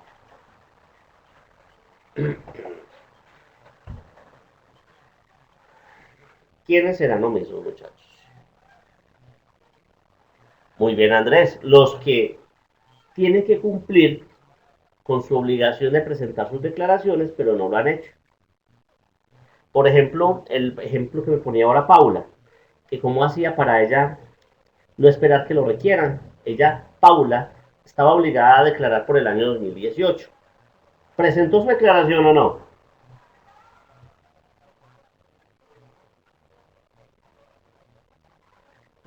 Mire, Paula se le venció, digamos que la semana pasada. Es omisa. Ahí no tenemos que esperar ni un año, ni 2 años. O sea, ya es omisa, ya lleva una semana siendo omisa. Ah, ya. Pero lo que pasa es que a ella se le olvidó presentarla, no sabía que le tocaba declarar, hasta que recibió la clase de Derecho Tributario Procedimental y se dio cuenta que estaba obligada a declarar. Y la DIAN no le ha informado nada, porque la DIAN no tiene por qué informarle todavía nada. Ustedes son los que deberían de saber que están obligados a declarar. Entonces ella dice, como dijo Paula, yo que voy a esperar que la DIAN me requiera, porque la sanción va a ser más alta. Entonces, si Paula sabe que tiene que declarar, que tiene los soportes, presente la declaración y pague las sanciones. ¿Listo? En cada caso hay sanción, o sea, si yo soy inexacto, la DIAN me va a aplicar unas sanciones por esa inexactitud. Si yo soy omiso y presento mi declaración, ¿dejo de ser omiso o no?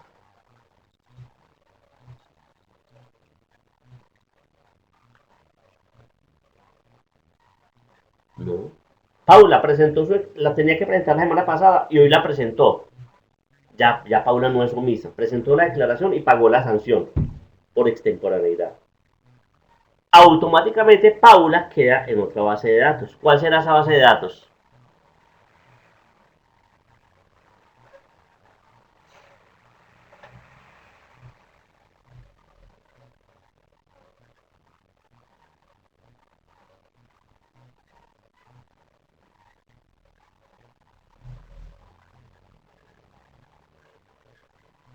¿Mm? Entonces, listo, ya Paula dejó ser omisa, pagó la sanción y automáticamente entra durante 3 años en una base de datos que se llama posibles inexactos. ¿Listo? De posibles inexactos. ¿Les queda claro, muchachos? Entonces, los inexactos tienen unas sanciones, los omisos tienen otras sanciones, que es a lo que vamos a practicar en estos días. ¿Listo? ¿Y quiénes serán los demás infractores?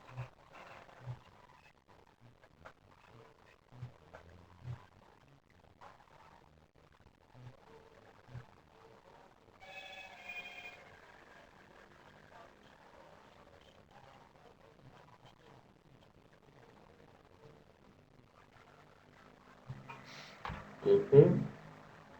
ah, no, muchachos, los que evaden. Cuando yo soy evasor, para hacer claridad, muchachos, que me han tocado ese tema hoy, Carolina ahí me lo está preguntando.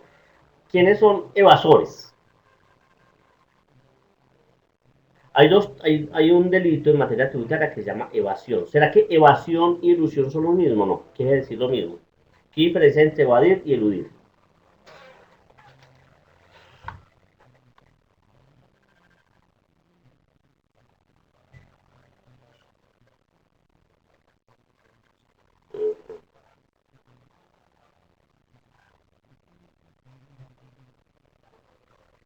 Mm, ¿Qué diferencia hay entre uno y otro?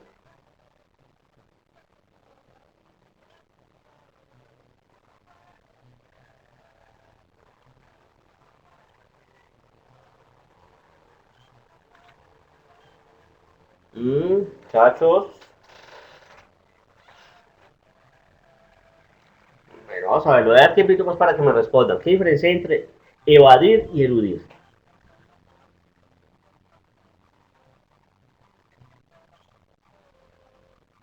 Muy bien, Verónica, muy bien, Daniel Fernando. Evadir es utilizar técnicas mañosas, ilegales, para pagar menos tributos, para pagar menos impuestos.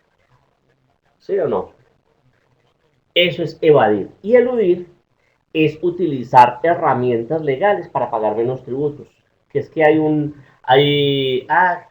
vamos a ver, eludir, voy a pagar menos impuesto de renta porque voy a utilizar un beneficio tributario, porque voy a contratar unos discapacitados, o voy a hacer una donación. Entonces es buscar alternativas legales para pagar menos tributos, pero que son legales. A pesar de que hay una norma en materia tributaria que hay que tener mucho cuidado, que se llama abuso en materia tributaria, que también es castigado. Pero evadir, por ejemplo, podríamos decir que si Andrés declaró 30 y Mave declaró 300, eso es evadir. Si eso es real, realmente Andrés se ganó 300. Él evadió, claro, porque declaró 30 millones nomás de sus ingresos cuando eran 300. En el caso de que Andrés sí se los haya ganado. Otra forma, utilizando costos, facturas de compras o costos inexistentes. Eso es evadir, eso es no pagar impuestos sobre lo que tiene que pagar. No es que mi empresa tuvo ingresos muy altos, metámosle costos. Metámosle, le dicen al contador, vea, métale costos, algo que no debe ser, que no puede ser, muchachos. Entonces la ponen a pagar menos tributos, incluyendo costos inexistentes. De esto, muchachos.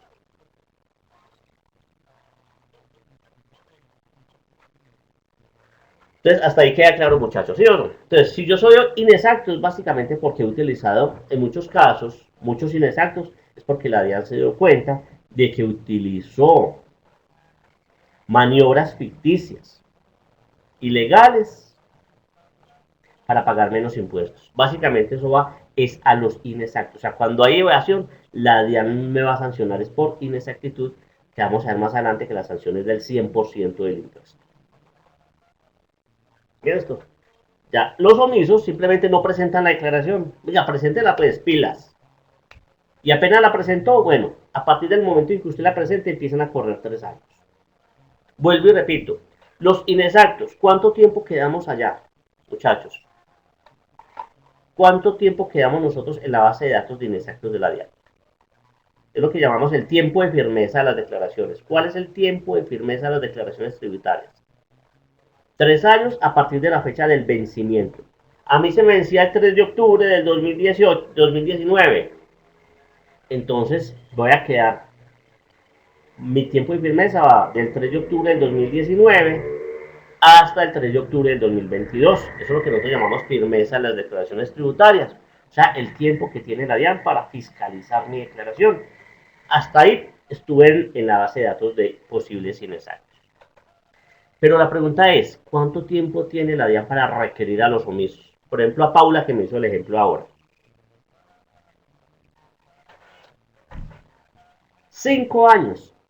Bueno, vamos a suponer que Paula no presentó la declaración. Y a los 4 años la DIAN le mandó el acto administrativo. Paula, usted tenía que declarar por el año 2018 y usted no lo hizo. Yo tengo información. Por favor, preséntela, pague las sanciones. Y listo, a los 4 años, Paula la presentó a los 4 años. En ese caso, Paula automáticamente queda en una base de datos de inexactos. ¿Por cuánto tiempo? por 3 años, pero a partir de la fecha de presentación. O sea que es una declaración, muchachos, que queda viva 7 años, en el caso de Paula. 4 años, porque la presentó a los 4 años, más los 3 años que van a quedar para la revisión de la DIAN. Y si la DIAN, Daniel Fernando me pregunta, ¿así la DIAN la requiera sigue? Sí, porque la DIAN inicialmente le dijo que usted es omisa, presente la declaración, ¿sí o no? O sea, la DIAN le dijo, usted es omisa porque usted no la presentó, preséntela pues, y pague las sanciones. Y si usted no la presenta, la sanciono por no declarar.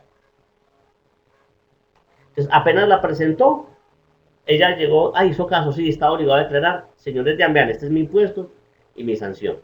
A partir de ese momento, la DIAN tiene 3 años para revisarle la declaración. Y si hay lugar, le aplica la sanción por inexactitud, porque no presentó bien su declaración, porque es inexacta, porque estuvo evadiendo, ¿sí o no?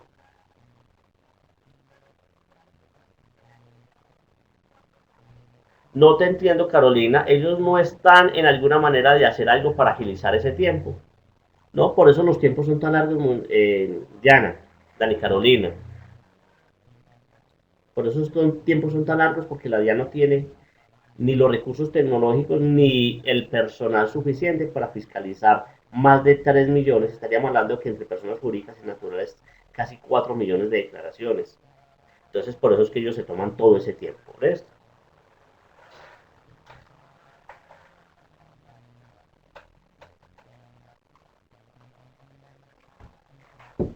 Vamos, vamos hasta ahí, muchachos, entonces.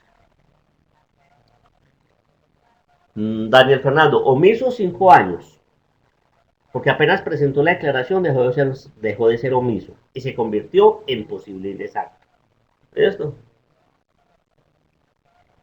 Pero lastimosamente así es, la diálisis. Si usted la presentó oportunamente, solamente tiene 3 años, ya no van a haber más. Exacto. ¿Y quiénes serán los demás infractores? ¿Quiénes serán los demás infractores, muchachos? Básicamente, las sanciones, esas son sanciones que se le van a imponer a personas que no sean ni inexactos ni omisos. O sea, aquellos que no cumplen con ciertas obligaciones formales. ¿Cuáles? No llevar contabilidad, facturar sin requisitos, no actualizar el RUT, no informar la dirección, no informar la actividad económica, no atender requerimientos de la DIAN, no presentar información exógena a la DIAN. Todo este tipo de conductas son castigadas por la administración tributaria y que corresponde a obligaciones formales que ya las vimos. Nosotros vimos cuáles son todas esas obligaciones formales. Si nosotros incumplimos alguna de esas obligaciones formales, la administración tributaria me va a imponer unas sanciones. Otra sanción, por contrabando, por ejemplo.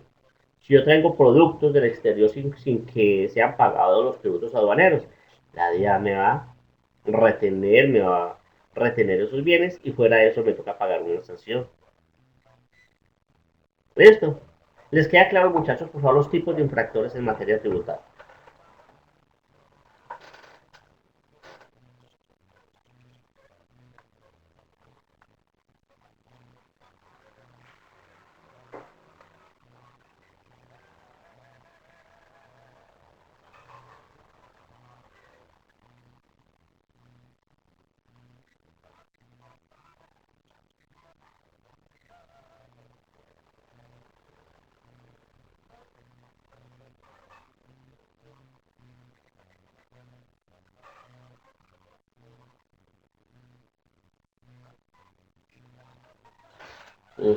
Bueno, listo, muchachos. Entonces vamos a ver las etapas del procedimiento tributario. ¿Quiénes irían, muchachos, en la primera etapa de procedimientos de discusión del impuesto y sus sanciones? ¿Qué tipo de infractores en materia tributaria irían en esta primera fase? Por el procedimiento de discusión del impuesto y sus sanciones. ¿Quiénes irían ahí? Estamos discutiendo. Cuando yo discuto es por qué. Entonces, en esta etapa de procedimientos de discusión, ahí van hacia los inexactos. Los que ya presentaron sus declaraciones, pero la DIAN dice, hay indicios de inexactitud, se la voy a fiscalizar. O la corrige o se la fiscalizo y le cobro sanciones más altas. ¿Esto?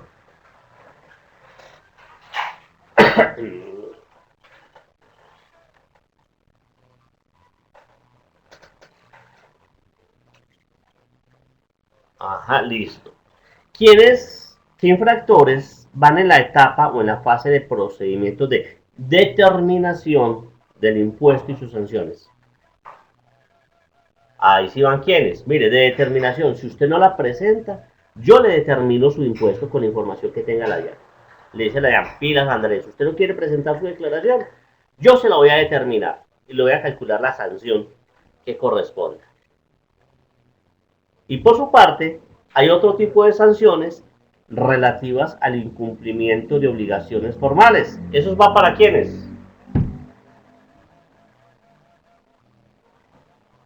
Pues bien, Marjorie, para los demás infractores. Una obligación formal que no haya cumplido Marjorie. Marjorie está obligada a facturar. Entonces la DIAN puede aplicar la sanción por no facturar o facturar sin los requisitos de ley, que ya los vimos.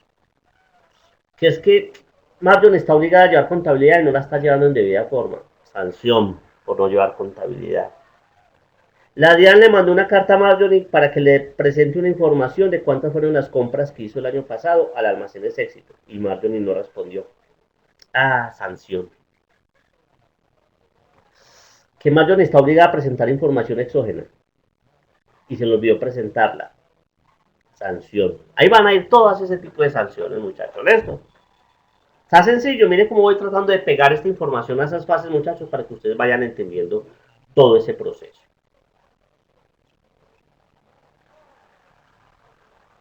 No lo olviden lo de la vía. Entonces vamos a empezar hoy. ¿Cuál es la etapa? Esa primera fase de procedimiento de discusión del impuesto.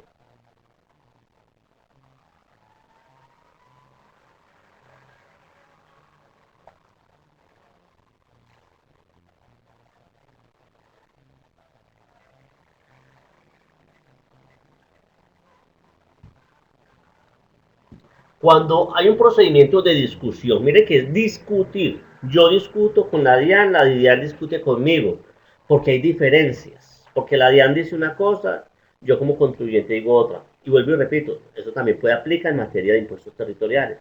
Puede ser que la que me haya hecho corregir mi declaración de industria y comercio sea la alcaldía de Manizales, o la alcaldía de Salamina, o el distrito de Bogotá, capital, o la alcaldía de Cali. O sea, todos estos procedimientos son los mismos en tiempos, son igualitos. Lo único que cambia es en el monto de las sanciones, porque ellos, los municipios sí están autorizados, algunos cobran la misma sanción de la DIAN, pero también están autorizados para cobrar una sanción más reducida. Entonces,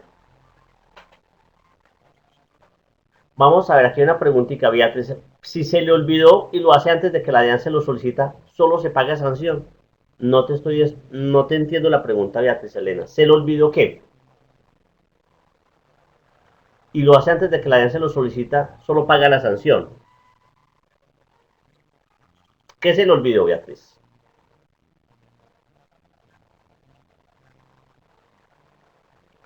Ah, los medios magnéticos. Se le olvidó, claro. Es que los medios magnéticos, a usted se le olvidó, tiene que pagar una sanción hasta el 5% de la información no reportada. Claro que sí, pagar la sanción en ese caso. Y las sanciones son muy costosas. Entonces, para seguir con el tema, cuando yo discuto con la administración tributaria mi tributo, la DIAN me dice no está bien declarado, no está bien hecha su declaración de renta, no está bien hecha su declaración de IVA, no está bien elaborada su declaración de retención o del impuesto al patrimonio o del impuesto de industria y comercio. Estamos discutiendo y le dice la administración tributaria, pilas, pilas, señor contribuyente, pilas, porque si usted tiene indicios de inexactitud y yo le pruebo, le demuestro de que exactamente hay inexactitud, yo le voy a aplicar una sanción. ¿Y cómo se llama esa sanción, muchachos? muy parecida a lo que estamos viendo. ¿Cuál es esa sanción, muchachos? Ahí la tienen. Si usted tiene indicios de inexactitud, tiene errores, y no siempre, muchachos, esos errores pueden ser que es que yo quise pagar menos impuestos. Puede ser ocasionado, puede ser un error, puede ser una norma mal leída, mal conceptualizada, y eso generó que yo pague, de que yo leyera entendiera esa norma de manera diferente y así la apliqué. Pero la DIAN me demuestra de que no es así. Entonces la DIAN dice, si usted no la corrige, usted sigue terco de no cambiar su declaración, pero yo le demuestro, yo le voy a aplicar una sanción y esa sanción se llama sanción por inexactitud. Y esa sanción por inexactitud es el 100% de la diferencia del impuesto acá, hoy por hoy. Hasta el año 2016, la sanción por inexactitud en Colombia era del 160% de la diferencia, del mayor valor a pagar o del menor saldo a favor. ¿Qué quiere decir eso? Que es que Andrés presentó su declaración de renta con ingresos de 30 millones. ¿Y de cuánto eran los ingresos? 300. ¿Hay inexactitud? Supongamos que sí, que Andrés fue el que se equivocó. Puso 30 y no 300. Andrés le dio a pagar un impuesto de 0. Y al hacer la nueva corrección de la declaración, le da que Andrés tiene que pagar un impuesto de 100 millones de pesos. Entonces, según eso, ¿cuánto va a tener que pagar Andrés? ¿Cuánto pagó en la primera declaración? 0. ¿Y cuánto es el impuesto con la nueva declaración ya corregida? 100 millones de pesos. La sanción por corrección es otros 100 millones de pesos. O sea, ya tiene que pagar los 100 que no pagó, más los 100 millones de la sanción,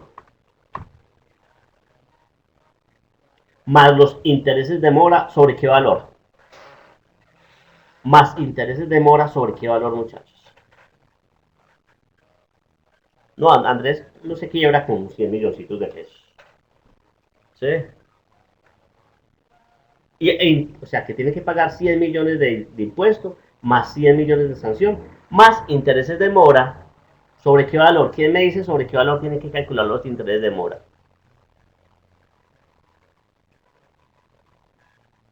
No, Marlon, sobre los 200, no, sobre 100 millones. Cuando ustedes quieran saber sobre qué valor tienen que calcular intereses, ustedes hacen esta lógica. Si Andrés hubiese presentado su declaración de renta el día que es y el valor que es, ¿cuánto tendría que haber pagado ese día a la DIAN?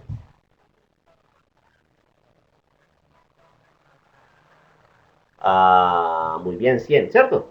O sea, si Andrés hubiese presentado en debida forma su declaración con los valores que son, tenía que haber pagado 100 millones de pesos. ¿Y cuánto pagó?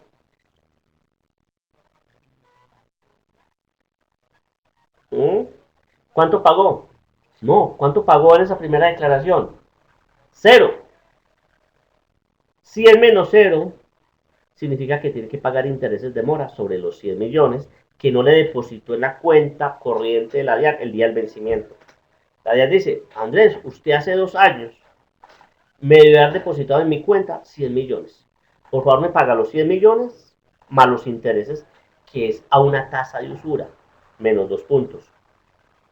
Más adelante les voy a explicar cómo hallamos esa tasa de usura. Entonces, en ese caso, él tiene que pagar 100 millones más los intereses de los 100 millones, más la sanción de cuánto. ¿De cuánto es la sanción, muchachos?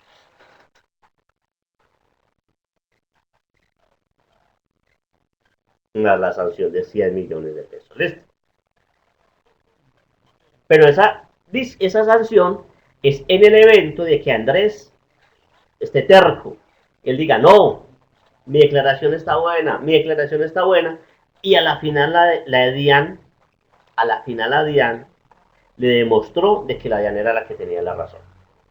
Después vamos a ver qué pasa si Andrés acepta los hechos antes de que lleguemos a la sanción por inexactitud. Vamos a ver que las sanciones se van reduciendo un poquito. Por eso es que hay que tener mucho cuidado con todo esto que vamos a ver. Esto que vamos a ver, muchachos, en la clase del próximo lunes y las siguientes son muy importantes. Espero que todos estén conectados, porque este es el momento en que ustedes me pueden hacer las preguntas del caso, porque todos los talleres o los talleres que ustedes tienen va relacionado a todo lo que vamos a ver a partir de la próxima clase, ¿no? Y de hecho, de lo que vimos hoy, de lo que vamos a ver en las siguientes clases. ¿Listo? Entonces, muchachos, no quiero, vamos a ver, el tema que seguimos ya es un poquito más amplio, no quiero dejarlo inconcluso. Sí les solicito que para la próxima clase se me lean un poquitico, ojalá todos, si es posible, puedan utilizar la herramienta que les comenté del EGIS y bajen el estatuto tributario, los artículos 647, artículo 644, vamos a ver, 641, 642, 643, 644, hasta el 648, ¿sí? Y le dan una leidita a todos esos artículos. El artículo 588, el artículo 589, muchachos. Para que, por favor, cuando vengan, entendemos un poquito como, entendemos de qué estamos hablando, qué es una sanción por inexactitud, qué es una corrección de una declaración. ¿Listo? Entonces no se pierden, muchachos, si tienen alguna pregunta, si tienen alguna inquietud sobre el tema visto hoy. No sé si me he hecho entender, si he sido explícito.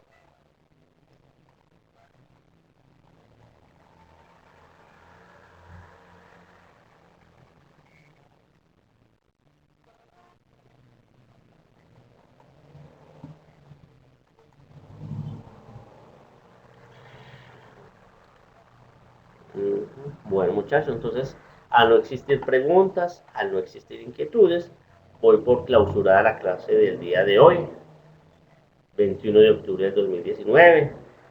Los invito entonces, por favor, para que lean los artículos que les propuse, para que vuelvan y repasen la presentación. Yo creo que terminando esta noche o si no mañana a la mañana les estaré enviando nuevamente la grabación de la clase. Entonces, muchachos, feliz noche para todos.